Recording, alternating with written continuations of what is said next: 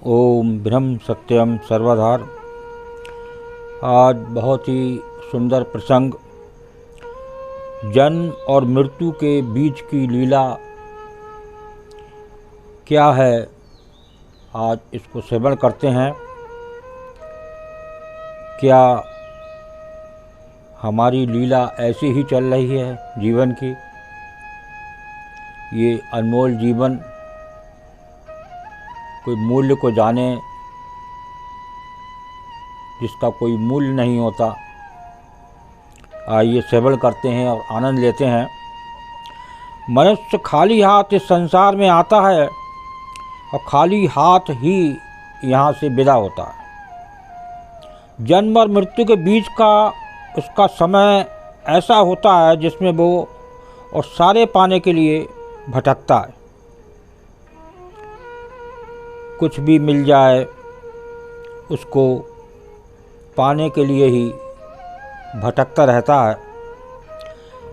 आयु पर्यंत वो कोल्हू के बैल की तरह ही खटता रहता है। ये दिन रात का भटकाव उसका सुख चैन सब छीन लेता है। वो बिना समय व्यर्थ गंवाए संसार में सब कुछ हासिल कर लेना चाहता है। यही लीला है आज संसार में जीव की। वो इस दुनिया के सारे भौतिक सुख अपनी झोली में डाल लेने के लिए आतुर रहता है। पूर्व जन्म कृत कर्मों के अनुसार ही उसे सब मिलता है।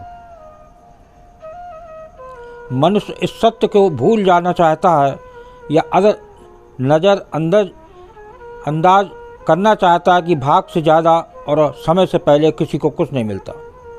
फिर भी हाथ पसारे मांगता रहता है। उसकी एक कामना पूर्ण होती है कि दूसरी के लिए याचना आरंभ हो जाती है। दूसरी के बाद तीसरी, फिर चौथी, पांचवीं, यानी कि ये क्रम चलता रहता है। और उसके भाग के अनुसार उसकी इच्छा पूरी ना हो पाए तो वो उस दाता से नाराज़ हो जाता है, उसे गाली तक दे बैठता है कि उसने मुझे कुछ दिया ही क्या है, मेरा जीवन तो दुखी दुख है। उस न्यायकारी पर पक्षपात करने का आरोप लगाने से नहीं चूकता। स्वयं को उससे दूर कर लेने की धमकी देता है। हद तो तब होती है जब अपने अहंकार के वशीभूत वो सृष्टि के रचयिता उस स्वामी को रिश्वत देने का भी प्रयास कर डालता है। उसे हर उस व्यक्ति से होड़ करनी होती है जिसका भाग बलवान है और सब सुविधाओं से संपन्न है। ईश्वर की दया से जिसके पास भौतिक सुख साधनों की कोई कमी नहीं है। इस कारण वो कुमार्गगामी हो जाने से परहेज नहीं करता। नीति, अनीति, छल फरेब, झूठ, सच करने की महारत हासिल कर लेता है। भ्रष्टाचार करना है, दूसरों का गला काटना है, छीना झपटी करना, बेईमानी करना, चोर बाजारी करना आदि उसके प्रिय सगल बन जाते हैं। इन समाज विरोधी कार्यों को करते समय वो भूल जाता है कि वो मालिक उसके इन कृत्यों से प्रसन्न नहीं हो रहा। उसे अच्छा नहीं लगता कि उसके बच्चे ऐसा व्यवहार करने वाले बने।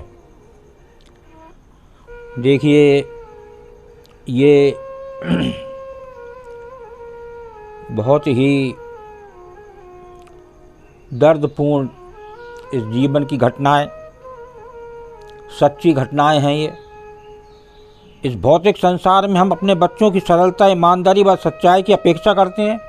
वैसा व्यवहार वो ईश्वर हमसे भी चाहता है। बच्चों की गलतियां को सुधारने के लिए हम उन्हें कई प्रकार के दंड देते हैं, उनकी पिटाई करते हैं या जेब खर्च बंद कर देते हैं आदि। इसी प्रकार वो परम न्यायकारी भी हमें दंड देता है। वो हमें मानसिक व शारीरिक कष्ट देता है, प्रियजनों से वियोग करवा देता है, हमें धन, बल व यश से वंचित कर देता है।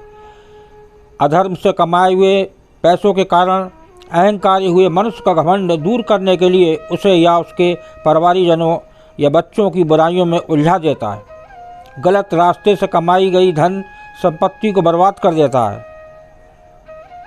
वो प्रभु मनुष्य को सोचने पर विवश कर देता है। वो इस संसार में खाली हाथ आया था और खाली हाथ ही उसे यहाँ से जाना है। इस संसार से अपने साथ केवल अपने अच्छे व बुरे कर्मों का लेखा जोखा लेकर जाता है, जो जन्म जन्मांतर तक उसके साथी बनते हैं। आने वाले जन्मों की सुख समृद्धि या बदहाली का कारण बनते हैं। समय रहते यदि मनुष्य जाग जाए तो अपने लिए मुसीबतों के पहाड़ खड़े करने के स्थान पर वो अपने लिए सुख शांति का पुरस्कार प्राप्त कर सकता है। देखिए, ये प्रसंग जो आपने श्रवण किया वो सच्चाई है इस जीवन की।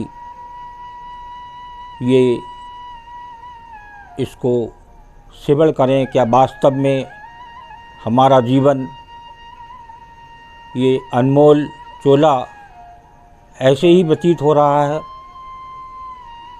इसकी थोड़ी सी पराकाष्ठा को समझें और अपने जीवन पर ध्यान दें।